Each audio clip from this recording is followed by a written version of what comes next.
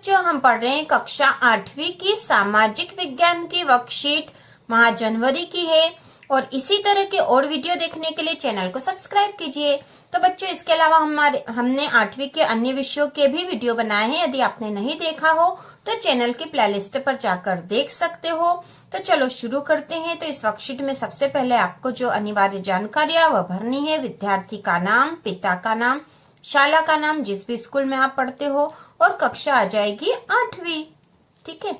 अब यहाँ पर सबसे पहले सामाजिक विज्ञान की वर्कशीट में है खंड अ। प्रश्न पहला है, निम्न प्रश्नों के उत्तर दीजिए। तो इसमें अ है, 16वीं शताब्दी में यूरोपीय व्यापारिक कंपनियां किस उद्देश्य से भारत आई थी? तो इसका उत्तर होगा बच्चों, 16वीं शताब्दी में यूरोपीय व्यापारिक कंपनियां भारत व्यापार करने के उद्देश्य से आई थी। तो उनका मुख्य उद्देश्य था व्यापार करना। ठीक है। अब ब वाला है, इसी में भारत में यूरोपीय व्यापारिक कंपनियों के बीच आपसी प्रतिस्पर्धा का प्रमुख कारण क्या था?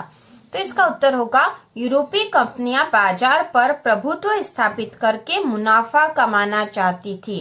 तो उनकी प्रतिस्पर्धा का प्रमुख कारण क्या था? वह बाजार पर अपना प्रभुत्व स्थापित करना चाहती थी और सभी कंपनियां जो अधिक से अधिक मुनाफा कमाना चाहती थी। अब इसके बाद जो अगला है प्रश्न नंबर 2 है, 2 का अ है, निम्न चट्टानों के दो उदाहरण दीजिए। तो इसका उत्तर होगा बच्चों, यहाँ पर एक सारणी बनी हुई है। चट्टान का नाम दे रखा है आग्नेय, अवसादी, कायांती। तो उदाहरण हमें लिखने थे। तो इसके उदाहरण होंगे, आग्नेय चट्टान है ग्रेनाइट, बेसाल्ट, अवसादी है कोयला, चूना पत्थर, और कायांतरित है संगमरमर व हीरा। ठीक है। इसी का ब है, प्रश्न नंबर 2 का ब है, मैदानों को सभ्यता का पालना कहते हैं, क्यों? तो इसका उत्तर होगा बच्चों, क्योंकि विश्व की सभी सभ्यताओं का जन्म मैदानी भूभाग पर हुआ है। मैदानों पर ही उनका विकास हुआ है। मैदानों से उन्हें सभी प्रकार के साधन प्राप्त हुए हैं, इसलिए मैदानों को सभ्यता का पालना कहते हैं। अब प्रश्न नंबर 3 है, मानव अधिकार आयोग को शिकायत भेजने का तरीका लिखिए। तो मानव अधिकार आयोग में शिकायत स्वयं उपस्थित होकर या अपने प्रतिनिधि के माध्यम से की जा सकती है। शिकायत साधारण कागज पर लिखकर भी भेजी जा सकती है। आयोग द्वारा ईमेल माध्यम से भी नई सुविधा शुरू की गई है। तो मानव अधिकार आयोग को शिकायत भेजने का तरीका यह है कि आप साधारण कागज पर या डाक से या ईमेल द्वारा भी शिकायत कर सकते हो। अब प्रश्न नंबर 4 है, 4 का अ है, किसानों और दस्तकारों ने 1857 के स्वतंत्रता संग्राम में किन परिस्थितियों के कारण भाग लिया? ठीक है। तो इसका उत्तर होगा, 1857 के असफल विद्रोह के बाद विरोध का मोर्चा अंग्रेजों के खिलाफ किसानों ने ही संभाला था।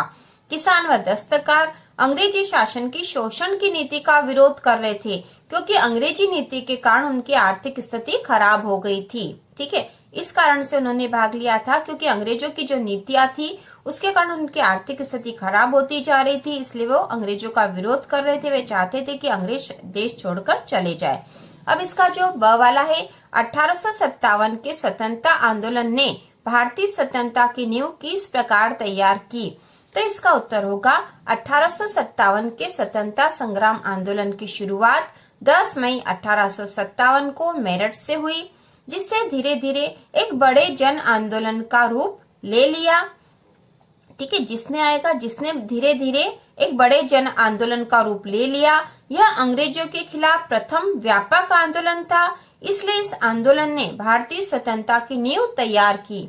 ठीक है। सबसे पहले एक बड़ा आंदोलन जो था 1857 का स्वतंत्रता संग्राम आंदोलन था, और इसी ने भारतीय स्वतंत्रता की नींव तैयार की थी, और इसे प्रथम स्वतंत्रता संग्राम आंदोलन भी कहा जाता है। ठीक है। अब इसी का स वाला है, प्रश्न 4 का स है, 1857 के स्वतंत्रता आंदोलन में महारानी लक्ष्मीबाई एवं तात्या टोपे के योगदान का वर्णन कीजिए। तो बच्चों, आपने पाठ पढ़ा होगा, तो इसका उत्तर आप अपने मन से लिख सकते हो। तो उसका उत्तर इस प्रकार हो सकता है, 1857 के स्वतंत्रता संग्राम में महारानी लक्ष्मीबाई और तात्या टोपे का महत्वपूर्ण योगदान है। महारानी लक्ष्मीबाई ने झांसी की स्वतंत्रता के लिए अंग्रेजों के विरुद्ध युद्ध किया, जिसका प्रभाव पूरे देश पर पड़ा। तात्या टोपे ने भी महारानी लक्ष्मीबाई का साथ देते हुए पूरे देश की स्वतंत्रता के लिए आंदोलन किया। तो इस प्रकार आप और भी लिख सकते हो, अपनी पुस्तक में से देखकर और भी लिख सकते हो। अब प्रश्न नंबर 5 है, निम्नांकित राष्ट्रीय लक्ष्यों के भाव अपने शब्दों में लिखे, तो अपने शब्दों में लिखना है। यह जो राष्ट्रीय लक्ष्य है जैसे स्वतंत्रता, समानता और पंथ निरपेक्षता, तो इसका उत्तर हो सकता है स्वतंत्रता का है। सभी स्वतंत्र रहे व देश पर किसी अन्य राष्ट्र का कोई अधिकार न रहे, मतलब व्यक्ति की स्वतंत्रता और देश की स्वतंत्रता दोनों ही भाव स्वतंत्रता में है।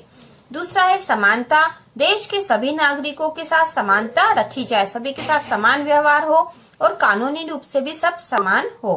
पंथ निरपेक्षता, देश का अपना कोई धर्म नहीं है बल्कि सभी धर्मों के साथ समान व्यवहार किया जाएगा। अब अगला जो प्रश्न नंबर 6 है, चित्र देखकर निम्न प्रश्नों के उत्तर दीजिए। तो यहाँ एक चित्र दे रखा है, ठीक है। ये नदी है, यहाँ पर मैदान है, यहाँ पे भी मैदान है और नदी जो है इस प्रकार एक आकृति बना रही है, ठीक है। और यहाँ पर लिखा है लेगून, मुहाना, समुद्र। तो यहाँ पे स्थलाकृति की पहचान का नाम लिखे, तो स्थलाकृति एक तो लेगून है, ठीक है, और एक बना रही है यहाँ पर डेल्टा। इसे डेल्टा कहते हैं। जो नदी समुद्र में मिलने के पहले शाखाओं में बढ़ गई, तो यहाँ जो स्थलाकृति बनी है उसे डेल्टा कहते हैं। तो यह स्थलाकृति की पहचान है लेगून और डेल्टा। जो ब वाला प्रश्न है, नदी के किस भाग में इस तरह की स्थलाकृति का निर्माण होता है? तो यहाँ पे इसका उत्तर होगा नदी के संगम पर, मुहाने पर, ठीक है, मुहाने पर या संगम पर इस प्रकार के जो स्थलाकृति का निर्माण होता है। अब स वाला प्रश्न है, ऐसी स्थलाकृति निर्मित होने का क्या कारण होता है? तो इसका उत्तर होगा इसका कारण है नदी समुद्र में मिलने से पहले कई शाखाओं में बढ़ जाती है। तो नदी जो है समुद्र में मिलने से पहले, यहाँ पर ये समुद्र से मिल रही है, इसके पहले जो है ये अलग अलग शाखाओं में बढ़ गई। देखो बच्चों, एक शाखा यहाँ हो गई, एक शाखा ये जा रही है, एक शाखा इधर है और यह शाखा भी 2 शाखाओं में और बढ़ गई, ये आगे और बढ़ती जा रही है। तो इस प्रकार यह शाखाओं में बढ़ जाती है और इस कारण से इस स्थलाकृति का निर्माण होता है।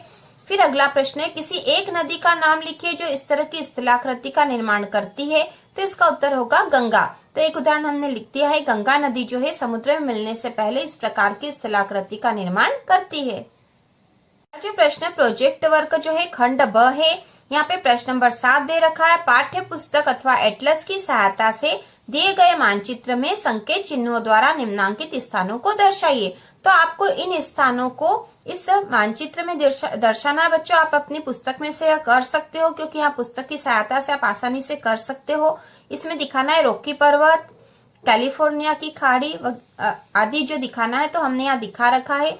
यहाँ लिख रखा उत्तरी अमेरिका और ये विभिन्न प्रकार के जो नाम दे रखे हैं, ठीक है। ये रॉकी पर्वत है, यह ग्रीनलैंड द्वीप है, प्रेयरी घास के मैदान है, एरिजोना मरुस्थल, यहाँ कर्क रेखा है ये वाली, ठीक है, मिसिसिपी नदी, मीठे पानी की झीलें हैं यहाँ पर, मेक्सिको का पठार है यहाँ, कैलिफोर्निया की खाड़ी है और पनामा नहर है, ठीक है। इस प्रकार ये स्थलाकृति प्रकार मानचित्र में आप ये जो स्थान दिखा सकते हो, ठीक है।